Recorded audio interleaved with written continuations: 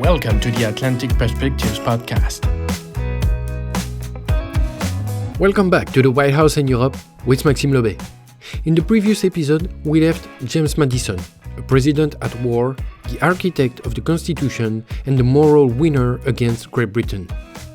Under his presidency, the US stood up to the British Empire, claiming its sovereignty and its unity.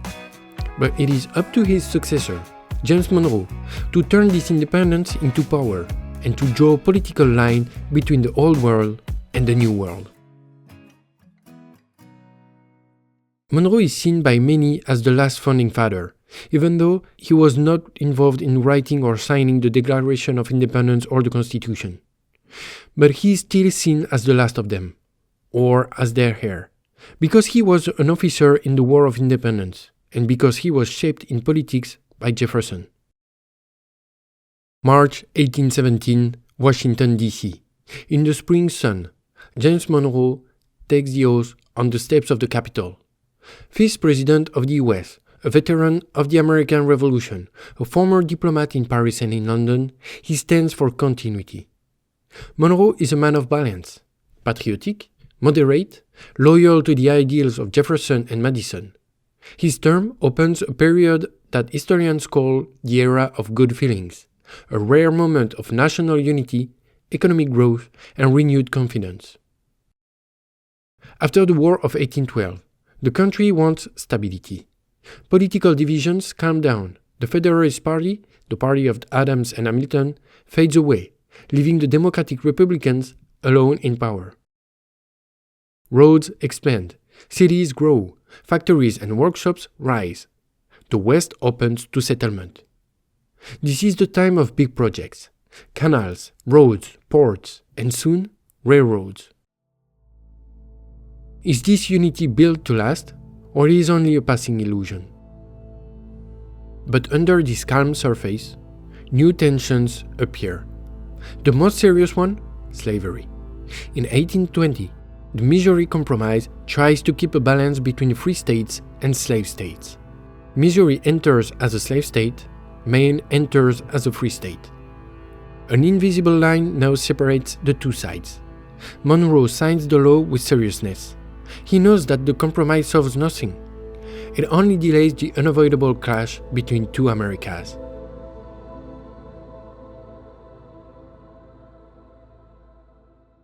Monroe is also the first president to take a long trip across the nation.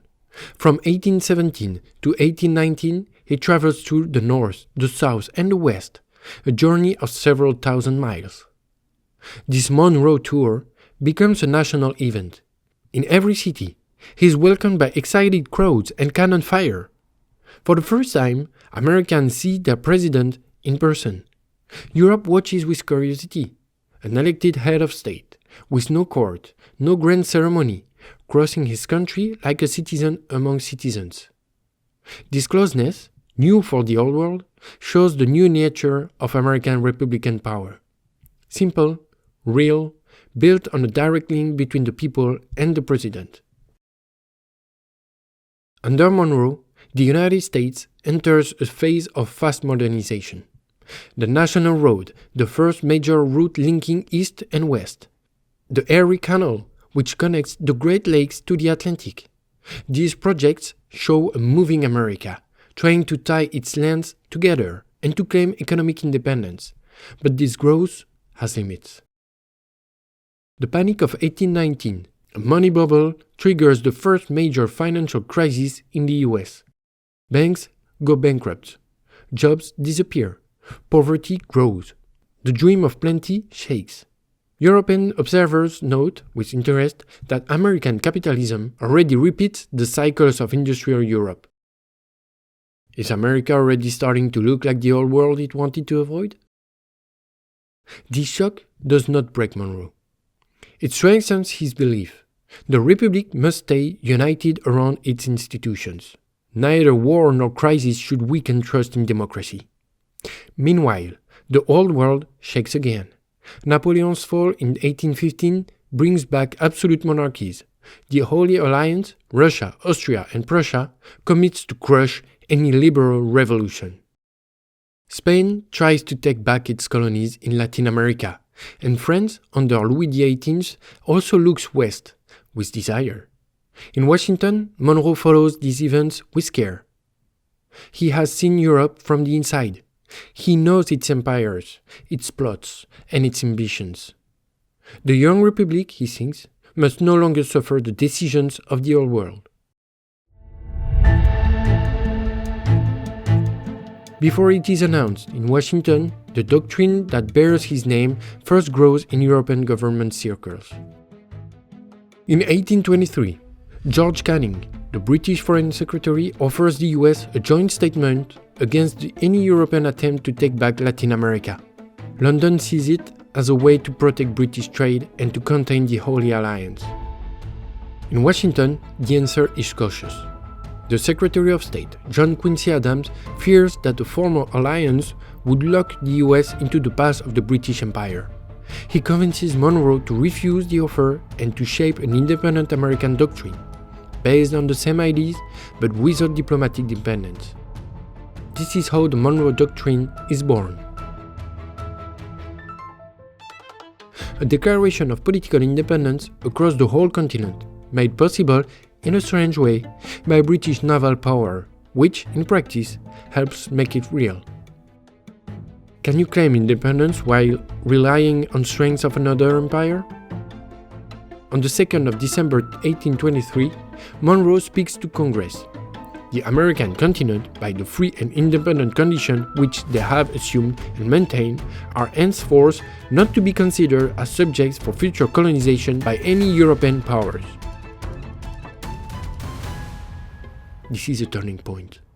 The US says it will no longer accept European action in the New World, while also promising not to interfere in the affairs of the New World. And that is exactly why Monroe matters so much today. In the 2025 National Security Strategy, the Trump administration openly claims a modern corollary to the Monroe Doctrine. In other words, the basic idea, making the Western Hemisphere a zone where outside powers should be kept in check, becomes once again a clear reference point in America's strategy. So, talking about Monroe is not only telling a story about the 19th century. It also helps us understand a very current debate about America's place in the world and about the line it wants to draw between Europe, the rest of the globe, and its own geopolitical backyard. Back to the 19th century. For the young nations of Latin America, these words sound like hope. The hope of a continent that can control its own fate. In Europe, the Monroe Doctrine triggers mixed reactions. In Paris, people look at it with condensation, the New World trying to tell kings what to do.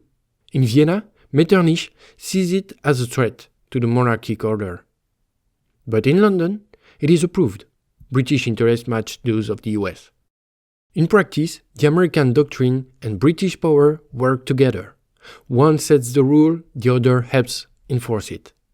This quiet partnership opens a century of transatlantic relations built on a fragile balance, an America protected by the sea, and a Europe trapped in its rivalries. Under Monroe, American territory keeps growing. Florida, given up by Spain in 1819, joins the Union. Borders with Canada are clarified by a treaty with Great Britain.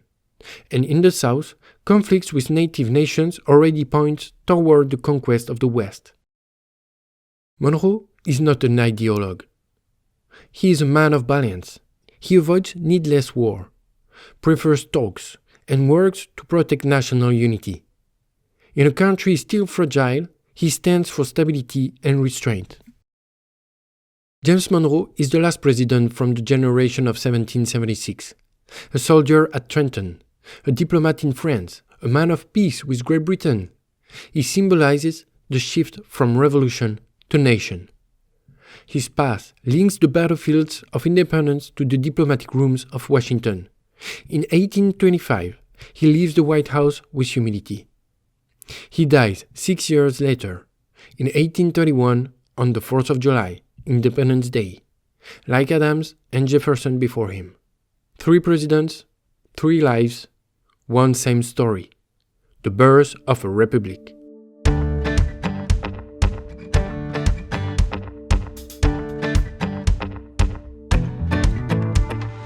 Under James Monroe, the United States stops being a fragile republic and becomes a clear, rising power. The Monroe Doctrine symbolically closes the founding cycle of America, the cycle of the founding fathers, the fight for independence, and the building of strong institutions. Europe, from now on, must deal with the New World. With Monroe, the first era of American history comes to an end, the era of building and affirmation. But another one is coming, the era of tension, conquest, and fracture. From George Washington to James Monroe, we have watched one idea take shape, a country that is free, sovereign, and aware of its place in front of Europe. The young republic has now found its voice, its balance, and its ambition. But soon, a new America will rise, larger, stronger, but also more divided. For Season 2, we will follow an America that grows, expands, and fights with itself under Europe's gaze. From John Quincy Adams to Abraham Lincoln, with Andrew Jackson in between. The program will be rich. Territorial expansion and the idea of manifest destiny, slavery and the rise of regional division, European reactions to the Civil War, the early rise of federal power. See you soon for the Season 2 of The White House in Europe with Maxime Lobet. Don't forget to subscribe to follow the next season. Atlantic Perspective is on social media and you can find more content at atlanticperspective.org. Music licensed via Epidemic Sound.